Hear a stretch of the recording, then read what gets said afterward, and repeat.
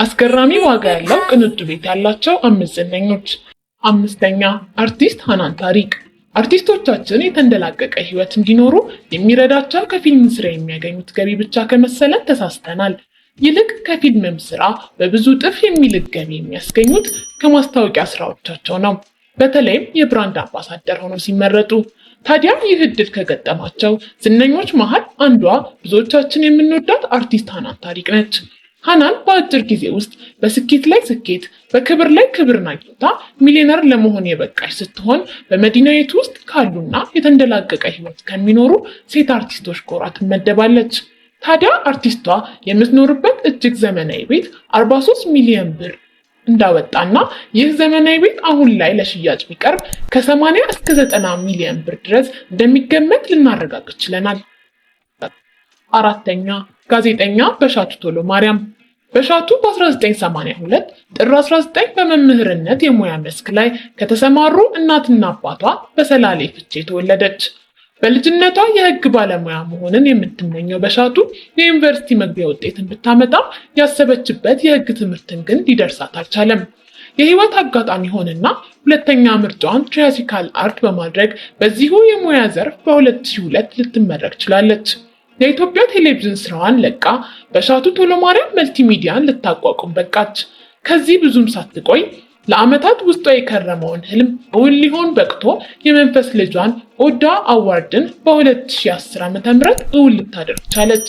በሀገራችን በተለያዩ ጊዜያት ብቅ ብለው ከጠፉና በይዘታቸው ከቀጠሉ የሙዚቃ ውድድሮች በሀሳብና በጭብጥ ለየት ብለው ከ4 ዓመታት በፊት ጀምሮ እየተካሄደ የቀጠለ የኦዳ አዋርድን መስራች በሻቱ ቶሎማርያም ቱጃር ከሚባሉ እንስት የኪነ ጥበብ ሰዎች መካከል ግንባር ቀደም መሆኗ ይፋ ሆኗል። አሁን ላይ ዓመታዊ ገቢዋ 6.4 ሚሊዮን ገደማ እንደሆነ ያገኘነው መረጃ ያሳያል። ያም ሆኖ ጋዜጠኛዋ በተለያዩ ጊዜያት ስላላት የሀብት መጠን የምትሰጠው አስተያየት ብዙዎችን ሲያነጋግር ቆይቷል። እሷ እንደምትለው በመዲናይቱ አዲስ አበባ እጅግ ዘመናዊ የሆነ ግራውንድ ፕላስ 3 ቪላ ቤት ያላት ሲሆን ይህ ቤት በተሰራበት ወቅት እንኳን እጅግ የተጋነነ ብር እንዳወጣ፣ ይህም እስከ 57 ሚሊዮን ብር ገደማ እንደወጣበት ገልጻለች። ዝነኛዋ በተጨማሪ 2.7 ሚሊዮን ብር የወጣበት የ2019 ሞዴል ቅንጡ መኪና ያላት ሲሆን ብዙዎቹ የሀብት መጠኗ ከባለቤቷ እንደተገኘ ይናገራሉ። 3ኛ አርቲስት የትናየት ታምራት። የትናየት ታምራት ወይም እንደ ወዳጆቹ አጠራር ሚሚ ጠንካራ ስራ ፈጣሪና በተለያዩ የበጎ አድራጎት ስራዎች ላይ የተሰማራች ተወዳጅ አርቲስት ነች።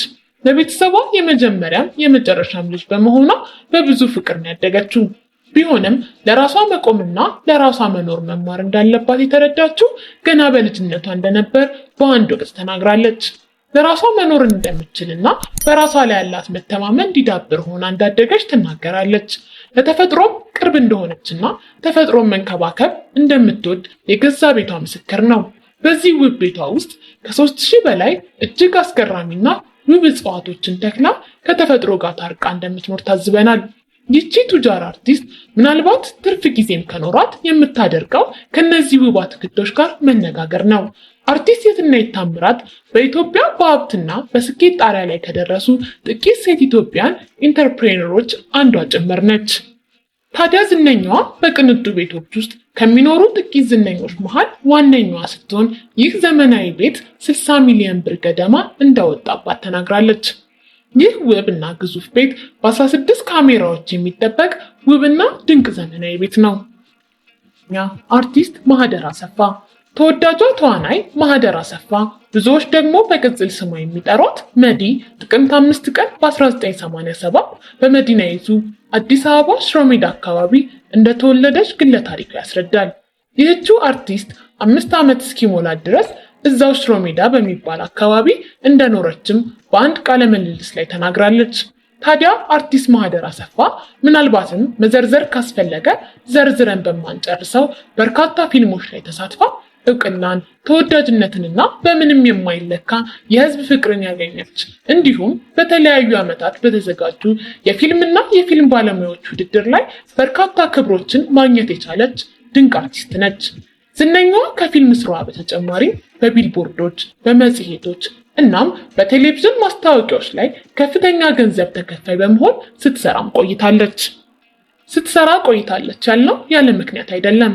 ምክንያቱም አሁን ላይ ከዚህ ሁሉ ነገር ርቃ በንግዱ ዓለም ውስጥ ቅልጥ ብላ መግባቷ የሚታወቅ ነው። እንደሚታወቀው ማህደር አሰፋ በኢቲቪ ሲተላለፍ በነበረውና ተወዳጅነት ባተረፈው ሰው ለሰው ድራማ ላይ በመሳተፍ በቀጣይ የሰው ለሰው ድራማ ሁለተኛ ገጽ ዘመን ድራማ ደግሞ በጊዜው ፊልሞችንና ድራማዎችን ከመስራት በአንድ ደረጃ ከፍ ብላ ስለነበረ ድራማውን በኤክስኪዩቲቭ ፕሮዲሰርነት ለተመልካቾች ማድረስ ጀምራ ነበር። ታዲያ አርቲስቷ አሁን ላይ በመዲናይቱ ውስጥ እጅግ ውብ ከሚባሉ ቤቶች መሃል የአንዱ ባለቤት ስትሆን ባገኘነው መረጃ መሰረት ይህ ቤት ተገንብቶ እስኪጠናቀቅ 70 ሚሊዮን የኢትዮጵያ ብር ገደማ እንዳስወጣ ልናረጋግጥ ችለናል።